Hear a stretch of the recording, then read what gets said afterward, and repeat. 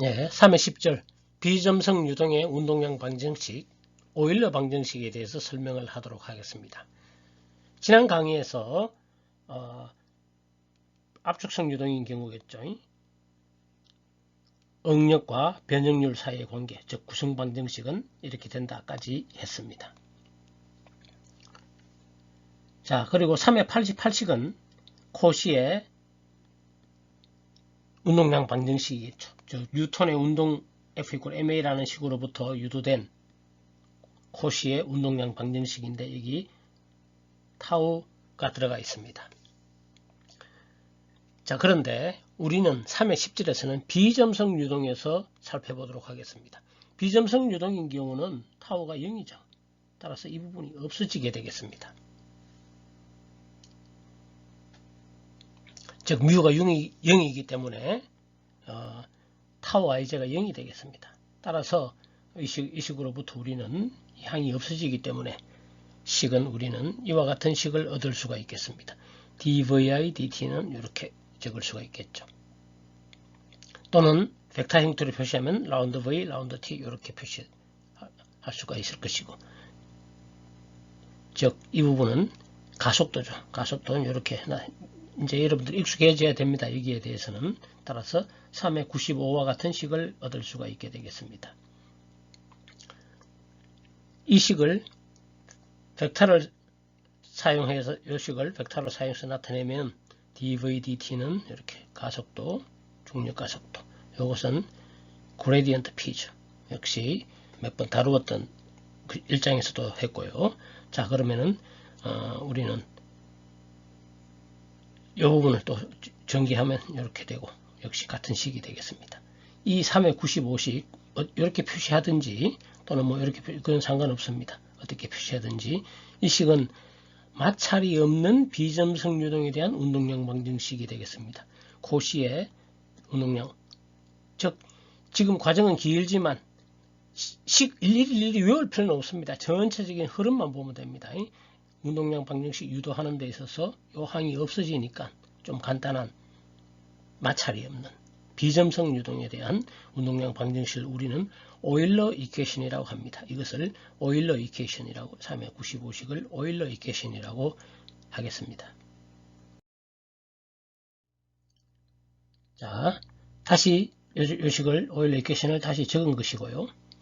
일반적인 식입니다. 이게 일반적인 오일러 방정식인데 그 중에서 특히 우리는 좌표를 대부분 x, y, z 이렇게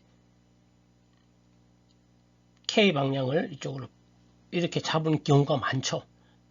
그러면 중력은 이렇게 작용하겠죠. 중력은 k, z 방향의 반대 방향으로, 즉 중력이 마이너스 z 방향으로 작용하면은 중력 가속도는 마이너스 gk로 표시될 수가 있겠습니다. 자, 그런데 이 마이너스 gk는 이렇게 표시가 됩니다. 표시할 수도 있습니다.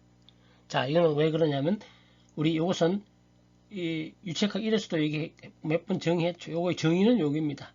라운드 xi, 라운드 yj, 라운드 zk 이렇게 정의되는 것이 요거고요. 그럼 요걸 한번 해볼까요? 어떻게 되냐? 그레디언트 z 하면은 벡터가 되죠. 마찬가지 그레디언트 p 하면은 벡터가 되듯이 요거는 벡터인데 어떤 벡터인지 볼까요? 요거 한다는 얘기, 여기에다가 z를 이렇게 한다는 얘기죠. 즉 다시 말하면 라운드 z, 라운드 xi 플러스 라운드 z, 라운드 y, j 플러스 라운드 z, 라운드 zk. z와 x는 무관하니까 0이고 y도 요거는 1이죠. 따라서 남는 것은 k가 되겠습니다. 즉 다시 말하면 중력을 마이너스 z 방향으로 잡으면 g는 이렇게도 표시될 수가 있게 되겠습니다.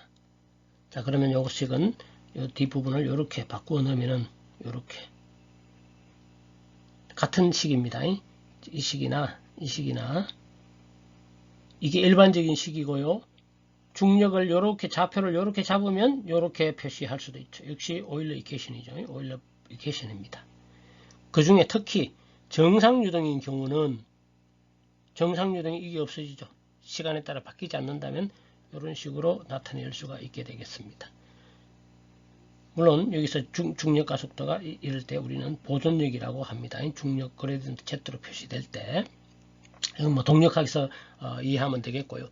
자, 이제 우리는 오일러 이퀘이션, 뭐 이렇게 오일러 이퀘이션 또는 중력 방향을 이렇게 잡을 땐 일반적으로 이렇게 그 중에서도 특히 정상유동인 경우에 오일러 이퀘이션은 이렇게 나타낼 수가 있게 되겠고, 이 오일러 이퀘이션을 어떻게 사용되느냐, 이것을 적분합니다.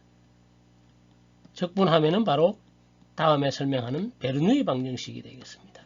베르누이 방정식이 됩니다. 요거는 이 다음 강의에서 하도록 하겠습니다.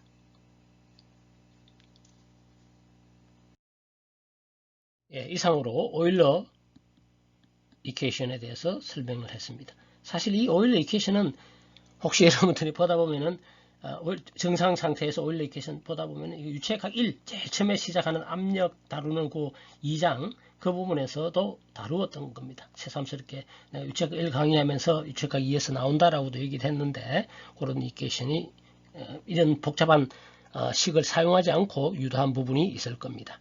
자, 지금까지 다시 흘러가는 것을 보면 우리는 지금 운동량 방정식을 다루고 있는 부분인데 이 부분이 상당히 길죠. 운동량 F = ma를 적용하면 중간 기착지가 코시의 운동량 방정식입니다. 거기로부터 오일러 이퀘이션, 이 비점성일 때는 오일러 이퀘이션이 되고요. 그 다음에 나중에 할 겁니다. 점성이 있는 경우 크게 나누어서 비점성인 경우는 오일러 이퀘이션이 되고요. 점성이 있는 경우는 앞에서도 얘기했지만 나비의 스톡스 이퀘이션이 됩니다. 이건 유체에서 이거보다 이게 진짜 제일 중요한 식이 유도가 됩니다. 다음 시간에는 이쪽으로 가겠습니다. 오일러 이퀘이션 적분한 거 베르누이 방정식에 대해서 살펴보도록 하겠습니다. 예, 이번 강의는 여기서 마치도록 하겠습니다.